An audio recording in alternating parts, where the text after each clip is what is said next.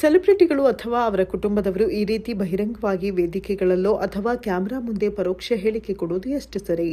ಅವರ ಮಾತುಗಳು ನೇರವಾಗಿ ಸಮಾಜಕ್ಕೆ ಒಳ್ಳೆಯ ಸಂದೇಶ ಕೊಡ್ತಿವೆಯಾ ಅಥವಾ ಕೇವಲ ಅಭಿಮಾನಿಗಳ ನಡುವಿನ ದ್ವೇಷವನ್ನೇ ಹೆಚ್ಚಿಸುತ್ತಿವೆಯಾ?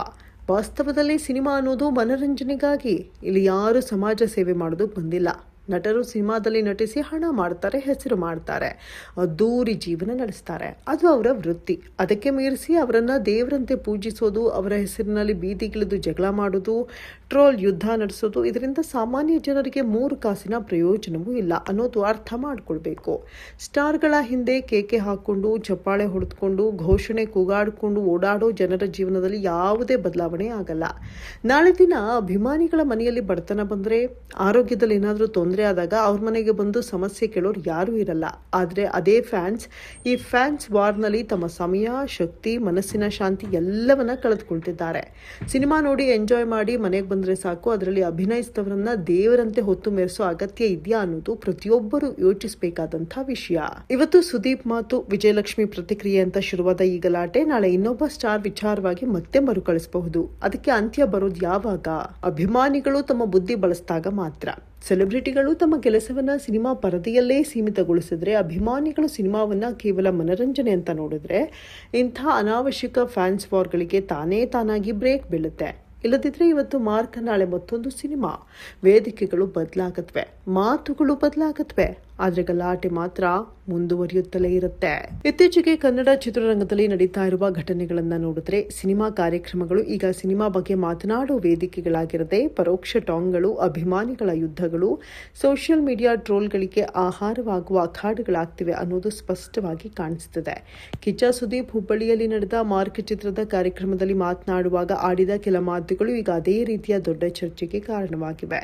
ಹುಬ್ಬಳ್ಳಿಯ ವೇದಿಕೆಯಲ್ಲಿ ಸುದೀಪ್ ಸ್ವಲ್ಪ ರೆಬಲ್ ಟೋನ್ನಲ್ಲಿ ಸೈಲೆಂಟ್ ಆಗಿರೋದು ಒಳ್ಳೆಯದೋ ಕೆಟ್ಟದ್ದೋ ಗೊತ್ತಿಲ್ಲ, ಆದರೆ ನನ್ನ ಸ್ನೇಹಿತರು ಚೆನ್ನಾಗಿರಬೇಕು ಅಂತ ಬಾಯಿ ಮುಚ್ಕೊಂಡಿದ್ವಿ, ಬಾಯಿ ಇಲ್ಲ ಅಂತಲ್ಲ ಅಂತ ಹೇಳಿದ್ರು. ಜೊತೆಗೆ ಇಲ್ಲಿ ಮಾತನಾಡಿದ್ರೆ ಯಾರಿಗೆ ಮುಟ್ಟಬೇಕೋ ಅವ್ರಿಗೆ ಮುಟ್ಟುತ್ತೆ, ಯಾರಿಗೆ ತಟ್ಟಬೇಕೋ ಅವ್ರಿಗೆ ತಟ್ಟುತ್ತೆ ಅಂತ ಖಡಕ್ ಆಗಿ ಹೇಳಿದ್ದಾರೆ. ಅವರು ಯಾರ ಹೆಸರನ್ನು ನೇರವಾಗಿ ಹೇಳಿಲ್ಲ. ಆದರೆ ಈ ಮಾತುಗಳು ದರ್ಶನ್ ಅವರನ್ನೇ ಅಥವಾ ದರ್ಶನ್ ಫ್ಯಾನ್ಸ್ಗಳನ್ನೇ ಉದ್ದೇಶಿಸಿ ಆಡಿದ ಮಾತುಗಳು ಅನ್ನೋ ರೀತಿಯಲ್ಲಿ ಸೋಷಿಯಲ್ ಮೀಡಿಯಾದಲ್ಲಿ ಬಿಂಬಿಸಲ್ಪಟ್ಟಿವೆ. ಇದರ ಬೆನ್ನಲ್ಲೇ ದರ್ಶನ್ ಅಭಿಮಾನಿಗಳು ಸುದೀಪ್ ವಿರುದ್ಧ ಕಾಮೆಂಟ್, ಟ್ರೋಲ್, ವಿಡಿಯೋ ಶೇರ್ಗಳ ಮೂಲಕ ತಿರುಗೇಟು ಕೊಡೋದಕ್ಕೆ ಶುರು ಮಾಡಿದ್ದಾರೆ. ಈ ಫ್ಯಾನ್ಸ್ ವಾರ್ಗೆ ಇನ್ನಷ್ಟು ಬಿಸಿ ಏರಿಸಿದ್ದೇ ದರ್ಶನ್ ಪತ್ನಿ ವಿಜಯಲಕ್ಷ್ಮಿ ಅವರ ಹೇಳಿಕೆ. ಡೆವಿಲ್ ಚಿತ್ರದ ಭರ್ಜರಿ ಪ್ರದರ್ಶನ ಹಿನ್ನೆಲೆ ದಾವಣಗೆರೆ ಗೀತಾಂಜಲಿ ಚಿತ್ರಮಂದಿರಕ್ಕೆ ಭೇಟಿ ನೀಡಿದ್ದ ವಿಜಯಲಕ್ಷ್ಮಿ ಅಭಿಮಾನಿಗಳ ಜೊತೆ ಮಾತನಾಡುವಾಗ, ದರ್ಶನ್ ಅವರು ಇಲ್ಲದೇ ಇರುವಾಗ ಕೆಲವೊಬ್ರು ಏನೇನೋ ಮಾತನಾಡ್ತಾ ಇರ್ತಾರೆ, ವೇದಿಕೆ ಮೇಲೆ ಚಾನೆಲ್ಗಳಲ್ಲಿ ಕುತ್ಕೊಂಡು ಮಾತಾಡ್ತಾರೆ, ಅವ್ರ ಬಗ್ಗೆ, ಅವರ ಫ್ಯಾನ್ಸ್ ಬಗ್ಗೆ ಎಲ್ಲೆಲ್ಲೋ ಮಾತನಾಡ್ತಾರೆ. ಆದರೆ ದರ್ಶನ್ ಅವ್ರು ಬಂದಾಗ ಅವ್ರು ಬೆಂಗಳೂರಲ್ಲಿ ಇರ್ತಾರೋ ಇರೋಲ್ವೋ ಅನ್ನೋದೇ ಗೊತ್ತಾಗೋದಿಲ್ಲ ಅಂತ ಹೇಳಿದ್ದಾರೆ. ಇಲ್ಲೂ ಕೂಡ ಯಾರ ಹೆಸರನ್ನ ನೇರವಾಗಿ ಹೇಳಿಲ್ಲ.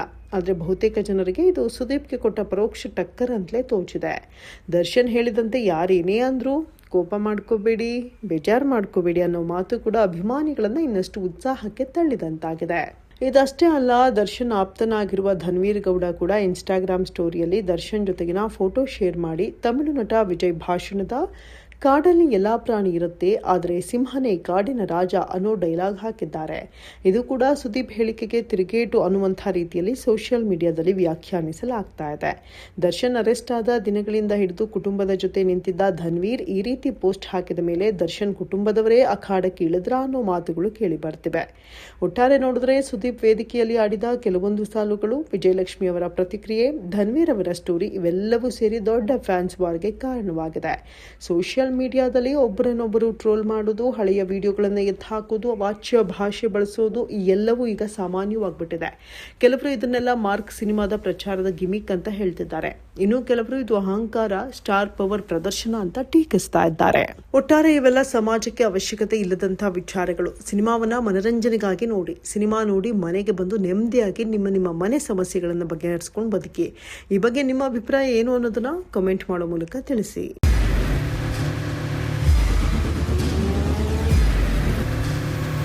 ಪ್ರಜಾಮಾರ್ಗ ನ್ಯೂಸ್, ಇದು ಜನಸಾಮಾನ್ಯರ ಧ್ವನಿ.